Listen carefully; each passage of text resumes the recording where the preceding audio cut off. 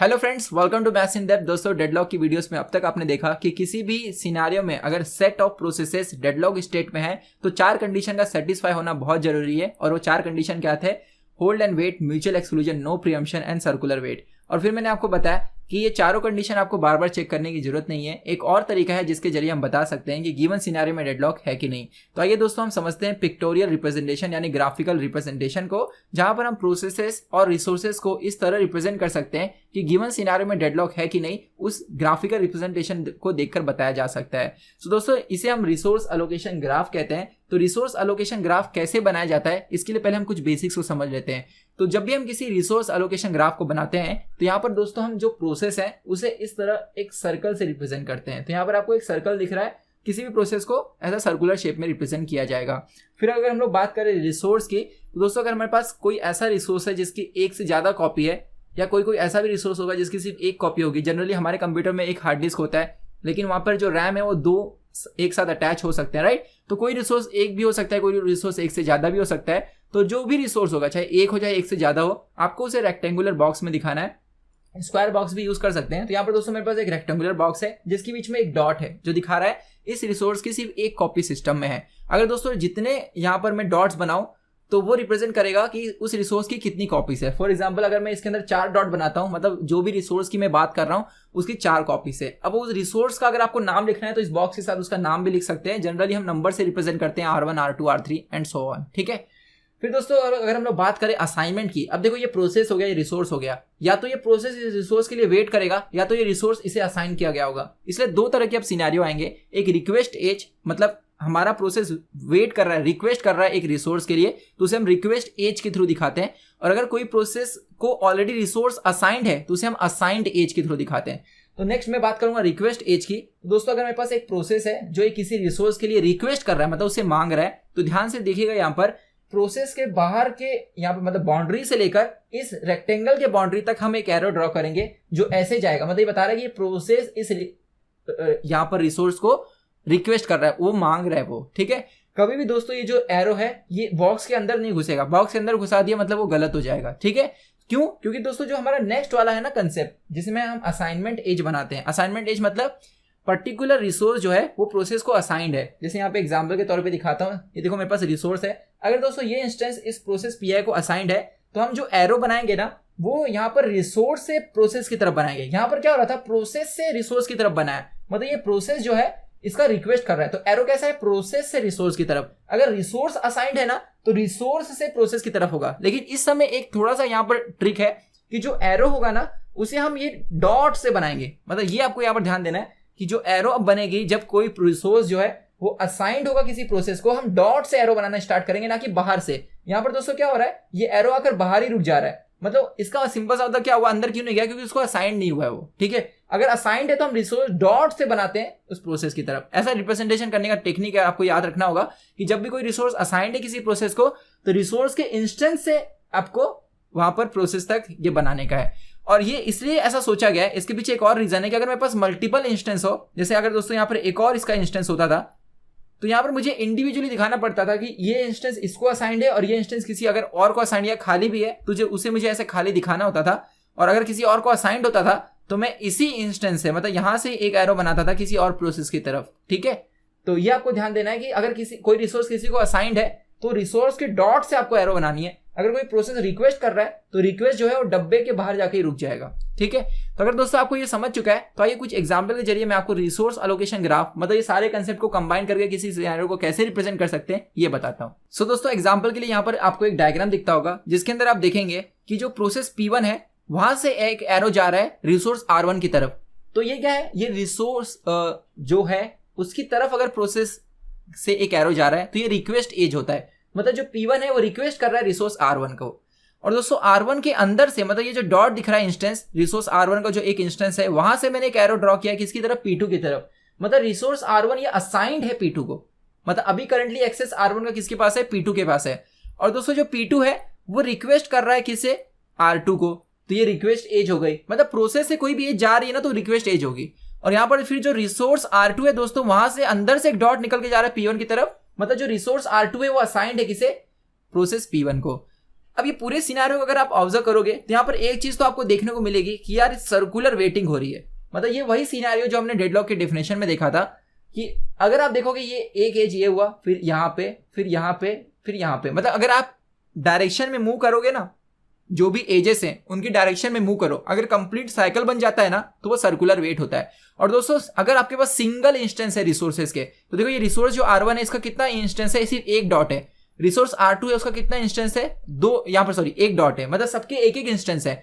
और जो यहाँ पर लूप बन रही है वो एक साइकिल है। देखो हर एक आपको ऐसा क्लोज पाथ दिखने वाला साइकिल हो ऐसा जरूरी नहीं है। इसे मैं एक एग्जांपल के जरिए बताता हूं। देखो नेक्स्ट वाला एग्जांपल देखो, इसमें दोस्तों आपको ऐसे ऊपर से देखोगे तो आपको लगा रही है साइकिल है, नहीं साइकिल नहीं है। क्यों? क्योंकि आप अगर एरो के डायरेक्शन में जाओगे, देखो ये एरो का डायरेक्शन ऐसा है राइट, इसके बाद आप आगे नहीं मूव हो पाओगे क्योंकि ये अपोजिट डायरेक्शन है, ये ऊपर की तरफ आ रहा है। साइकिल मतलब आप डायरेक्शन के थ्रू जाओ एरो के और आप फिर से उस ओरिजिनल पॉइंट पे आ जाओ। मतलब अगर आप R1 से स्टार्ट करते हो तो देखो ये एक एरो ऐसा है, फिर उसके नीचे देखो एरो डाउनवर्ड है तो डाउनवर्ड गए, फिर ऐसे है तो ऐसे गए, फिर ऊपर आ जाओ, फिर से आप ओरिजिनल पॉइंट पे पहुंच चुके। तो ये एक क्या है, साइकिल है। लेकिन दोस्तों ये एक साइकिल नहीं है। क्यों? क्योंकि एक एरो का डायरेक्शन ऐसा है, फिर दूसरे वाले का अपवर्ड है, तो आप डाउनवर्ड मूव नहीं कर सकते right. So this is not cycle. ये आपको पहले समझ में आना चाहिए, तो ऊपर से बस देख रहे हो हाँ भाई क्लोज पाथ दिख रहा है मतलब साइकिल है, नहीं।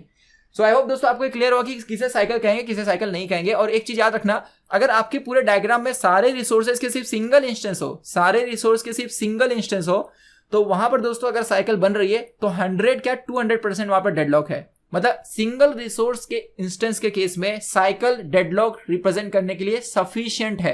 मतलब अगर आपको रिसोर्स एलोकेशन ग्राफ में साइकिल दिख गया, और दूसरा मैंने क्या बताया कि सारे रिसोर्स जो है वो सिंगल इंस्टेंस वाले हैं, मतलब सारे रिसोर्स का एक ही एक कॉपी है, तो दोस्तों उस केस में वहां पर डेडलॉक होगा। क्यों डेडलॉक होगा? क्योंकि बाकी की जो 3 कंडीशन है वो ऑटोमेटिकली यहां पर सेटिस्फाई हो जाएगी। बाकी की 3 कंडीशन दोस्तों क्या की थी, याद है आपको? No preemption.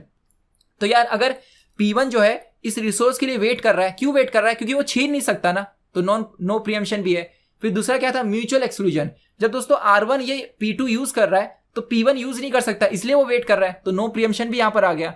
फिर तीसरा है होल्ड एंड वेट। यहां पर आप देख सकते हो P2 जो है वो रिसोर्स R1 को लेकर बैठा है और वो वेट भी कर रहा है R2 के लिए, तो तीनों कंडीशन अपने आप आ गई। इसका मतलब ये हुआ दोस्तों, नोट करके रखिएगा कि अगर मेरे पास पूरे डायग्राम में सिंगल इंस्टेंस वाले रिसोर्सेस हैं और अगर साइकिल मिल जाए तो बाकी की 3 कंडीशन अपने आप सेटिस्फाई हो जाएगी। या आप ऐसा भी बोल सकते हो कि बाकी की जो 3 कंडीशन है, यानी no preemption, mutual exclusion and hold and wait, अगर ये 3 सेटिस्फाई होती है तो साइकिल अपने आप बन जाएगा। ठीक है, तो आई होप आपको पूरा अच्छे समझ में आया कि अगर सिंगल इंस्टेंस है सारे रिसोर्सेज के और साइकिल है तो डेडलॉक 100% होगा। लेकिन दोस्तों अगर मल्टीपल इंस्टेंस वाले रिसोर्सेस हैं, यानी रिसोर्स की अगर मोर देन 1 कॉपी है, तो साइकिल सफिशिएंट नहीं होता डेडलॉक को बताने के लिए। आइए हम इसे भी एक एग्जांपल के जरिए समझते हैं। सो दोस्तों यहाँ पर एक हम दूसरा एग्जांपल कंसीडर करते हैं जहां पर हम मल्टीपल इंस्टेंस वाला केस लेंगे। मतलब एक रिसोर्स के मल्टीपल इंस्टेंस है। प्रीवियस केस में हमने देखा कि अगर किसी रिसोर्स के सिंगल इंस्टेंस हो, मतलब सारे रिसोर्सेज के एक सिंगल ही इंस्टेंस हो, तो साइकिल जो है वो डेडलॉक को रिप्रेजेंट करेगा ही करेगा 100%। लेकिन अगर किसी रिसोर्स का मल्टीपल इंस्टेंस हो तो साइकिल डेडलॉक रिप्रेजेंट करे, ऐसा जरूरी नहीं होता। इसे मैं कुछ एग्जांपल के जरिए क्लियरिफाई करना चाहूंगा। दोस्तों यहाँ पर मैं 2 एग्जांपल शो कर रहा हूँ, दोनों एग्जांपल को देखिएगा। दोनों एग्जांपल में डिफरेंस बस इतना है कि जो पहला वाला एग्जांपल में अगर मैं रिसोर्स R1 को डिलीट मार दूं, ये दोनों एजेस डिलीट मार दूं और R1 भी डिलीट मार दूं, तो मुझे ये सेकंड वाला मिल जाएगा। ठीक है, तो पहले मैं सेकंड वाला बताता हूं, फिर मैं फर्स्ट वाले को बताऊंगा। दोस्तों ये जो सेकंड वाला आपको दिख रहा है, इसके अंदर क्या आपको साइकिल दिख रहा है? यस, यहाँ पर साइकिल है। यहाँ पर आप देखेंगे जो रिसोर्स R3 है, इसके दोस्तों 2 इंस्टेंस है, एक ये और एक ये। एक इंस्टेंस असाइंड है P1 को, दूसरा इंस्टेंस असाइन है P2 को। तो दोस्तों P2 को असाइंड है R3 का एक इंस्टेंस, और P2 वेट कर रहा है किसके लिए? R2 के लिए। लेकिन R2 करंटली किसको असाइंड है? P3 को असाइंड है, और P3 जो वेट कर रहा है वो R3 के लिए वेट कर रहा है। ठीक है, तो अब यहाँ पर आपको साइकिल दिख गई। ये जो पूरा मैंने पाथ बताया ये पूरी साइकिल है। तो क्या इस साइकिल का मतलब डेडलॉक है क्या? नहीं। क्यों नहीं? क्योंकि अगर आप थोड़ा सा दिमाग लगाओगे कि इस साइकिल को ब्रेक हम कर सकते हैं। जब भी दोस्तों आपको साइकिल दिखे और किसी रिसोर्स का मल्टीपल इंस्टेंस हो, तो आप देखो कि उस साइकिल को ब्रेक कर सकते कि नहीं। मतलब अगर एक साइकिल में आपको एक ऐसा रिसोर्स दिख रहा है, देखो ये पूरा साइकिल है ना, उसमें एक ऐसा रिसोर्स दिख रहा है जिसके मल्टीपल इंस्टेंस है, तो अगर इस साइकिल को हम ब्रेक कर सकते हैं तो वो डेडलॉक नहीं होगा। और यहाँ पर वो ब्रेक किया जा सकता है कैसे? क्योंकि अगर आप देखोगे ये P1 को, तो दोस्तों P1 को ये रिसोर्स असाइंड है और P1 किसी भी चीज के लिए वेट नहीं कर रहा है। मतलब P1 को और कुछ नहीं चाहिए। क्या P1 से कोई एरो जा रहा है? क्या नहीं जा रहा है। मतलब P1 को बस एक ही रिसोर्स चाहिए था, वो रिसोर्स है R3। और जैसे ही अगर उसको दोस्तों कुछ और चाहिए था तो यहाँ पर वो देना चाहिए था। अगर रिसोर्स डायग्राम में नहीं है, इसका मतलब ये है कि P1 जो हमारे पास है उसे बस एक ही रिसोर्स चाहिए। और मुझे एक बात बताओ, अगर उसे एक ही रिसोर्स चाहिए तो वो रिसोर्स लेकर वो एग्जीक्यूट हो जाएगा, वो किसी के लिए वेट नहीं कर रहा है। अब जब दोस्तों वो एग्जीक्यूट हो जाएगा तो वो उस रिसोर्स को नेचुरली क्या करेगा, वहां पर रिलीज कर देगा, और जैसे ही वो रिलीज करेगा वैसे ही ये इंस्टेंस दोस्तों फ्री हो जाएगा, और जैसे ही ये इंस्टेंस फ्री होगा वो तुरंत किसे मिल जाएगा, P3 को मिल जाएगा।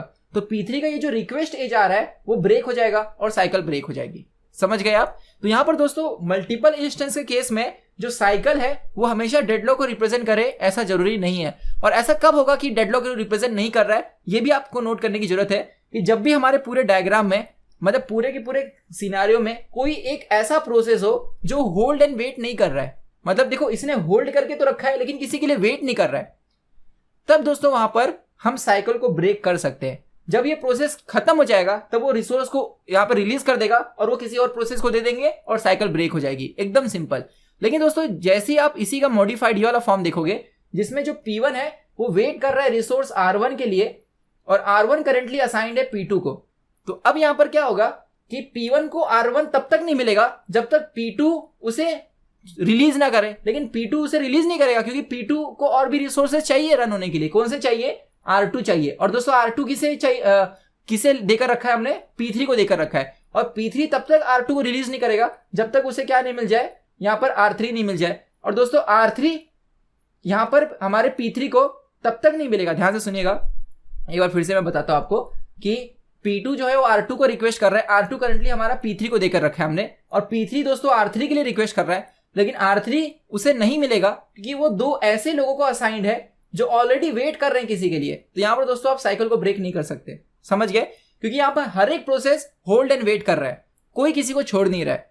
तो इवन दो इस केस में मल्टीपल इंस्टेंसेस है और हमें साइकिल भी दिख गया कि भाई ये साइकिल है, और इस साइकिल के अंदर क्या हो रहा है, इस साइकिल के अंदर दोस्तों हर एक प्रोसेस होल्ड एंड वेट कर रहा है, और बाकी के जो प्रोसेसेस हैं जिन्होंने रिसोर्स को लेकर रखा है वो भी होल्ड एंड वेट कर रहे हैं। तो अब दोनों सिनेरियो को थोड़ा ध्यान से देखिएगा, बड़ा ही आसान है समझना कि इस केस में दोस्तों ये जो P1 है और इस केस में जो P1 है, दोनों में क्या डिफरेंस है कि ये P1 ने होल्ड तो किया है लेकिन वो वेट नहीं कर रहा है, लेकिन ये जो P1 है इसने होल्ड भी किया है और वो वेट भी कर रहा है। ठीक है, तो अगर दोस्तों पूरे डायग्राम में हर एक प्रोसेस होल्ड एंड वेट कर रहा है ना और साइकिल है, तो वहां डेडलॉक होगा ही होगा, चाहे वो सिंगल इंस्टेंस हो चाहे वो मल्टीपल इंस्टेंस हो। समझे? अगर आप ऐसा सोच रहे हो कि मल्टीपल इंस्टेंस के केस में साइकिल हमेशा डेडलॉक रिप्रेजेंट नहीं करेगा, तो इनडायरेक्टली आप ये कह रहे हो कि कुछ ऐसे प्रोसेस होंगे जो होल्ड एंड वेट नहीं कर रहे हैं और उनका एग्जीक्यूशन हो जाने के बाद जो भी रिसोर्स रिलीज करेंगे उससे आप साइकिल ब्रेक कर सकते हो। लेकिन दोस्तों यहां पर क्या हो रहा है, हर एक प्रोसेस होल्ड एंड वेट कर रहा है, तो यहां पर कोई रिलीज करेगा ही नहीं किसी रिसोर्स को। तो आई होप आपको ये क्लियर हो गया होगा कि इस केस में ये जो साइकिल है इसकी वजह से डेडलॉक होगा, लेकिन इस केस में ये साइकिल की वजह से डेडलॉक नहीं होगा क्योंकि ये टेम्पररी साइकिल है, थोड़ी देर में ये ब्रेक हो जाएगा अपने आप। सो दोस्तों आई होप आपको इस वीडियो से पूरा अच्छे से समझ गया होगा कि कैसे रिसोर्स एलोकेशन ग्राफ को देखकर हम बता सकते हैं कि डेडलॉक है कि नहीं। तो आइए हम लोग कंक्लूड कर लेते हैं पूरे के पूरे जो भी कंसेप्ट हमने पढ़े कि अगर रिसोर्स एलोकेशन ग्राफ में साइकिल नहीं है, साइकिल ही नहीं है, तब दोस्तों उसमें डेडलॉक नहीं होगा, नो डेडलॉक, चाहे वो मल्टीपल इंस्टेंस वाला हो चाहे वो सिंगल इंस्टेंस वाला हो। लेकिन अगर रिसोर्स एलोकेशन ग्राफ में साइकिल है तो आपको देखना है कि वो क्या सिंगल इंस्टेंस वाला है, मतलब हर एक रिसोर्स का एक एक इंस्टेंस है क्या। तो अगर दोस्तों हर एक रिसोर्स का एक एक इंस्टेंस है तो डेडलॉक 100% है। अगर मल्टीपल इंस्टेंस है, ठीक है, तब आपको पॉसिबिलिटी ऑफ डेडलॉक हो सकता है वहां पर, मतलब हो सकता है, जैसे इस केस में नहीं था इस केस में है। तो आपको क्या चेक करना होगा कि अगर मल्टीपल इंस्टेंस वाला जो रिसोर्स है उसको कौन ले रहा है। अगर जो प्रोसेस ले रहा है वो होल्ड एंड वेट नहीं कर रहा है तो मतलब वो थोड़ी देर में रिलीज कर देगा, तो वहां पे डेडलॉक नहीं होगी, एल्स डेडलॉक होगा। सो ये था दोस्तों summary of resource allocation graph जो मैंने आपको यहाँ पर बताया। ये आपको ये चार्ट याद रखना है, ठीक है, डायरेक्टली आपके इसके ऊपर एमसीक्यू पूछे जा सकते हैं। आइए दोस्तों नेक्स्ट वीडियो में हम लोग समझते हैं कि डेडलॉक की पूरी कहानी तो हमने देख ली, लेकिन अब डेडलॉक को हैंडल कैसे किया जाए, मतलब अगर किसी सिस्टम में डेडलॉक हो जाता है तो हम क्या करेंगे और डेडलॉक ना हो इसके लिए हम क्या करेंगे। सो ये हम डिस्कस करेंगे नेक्स्ट वीडियो में।